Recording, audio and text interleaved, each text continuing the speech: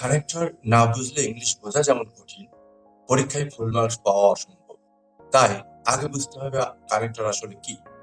Connector আসলে দুইটা বাক্য বা আইডিয়াকে যুক্ত করা। আমরা আমাদের মনের একটি ভাবধারার সাথে অপর একটি ভাবধারাকে যুক্ত করতে যে অর্থপূর্ণ শব্দ ব্যবহার করি তাই কানেক্টর। একদম বাস্তব উদাহরণ, you are watching my video because you want to learn connectors. Because এখানে কারণ হিসাবে বসেছে, but you don't understand connectors well. But এখানে কন্ট্রাস্ট বা বিপরীত ভাবধারা অর্থ ব্যবহার রয়েছে। So you are watching this video, so এখানে রেজাল্ট অর্থ ব্যবহার রয়েছে। Now you are watching very carefully, as a result you are learn. As a result এখানে রেজাল্ট বা ফলাফল হিসেবে পাওয়া যাচ্ছে। তাহলে because, but, so, as a result এগুলোই কানেক্টরস। কানেক্টরস বা কানেক্টর মূলত কি?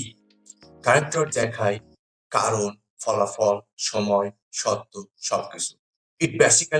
এটি মূলত connects ideas, shows relation between sentences, makes expression smooth and easy.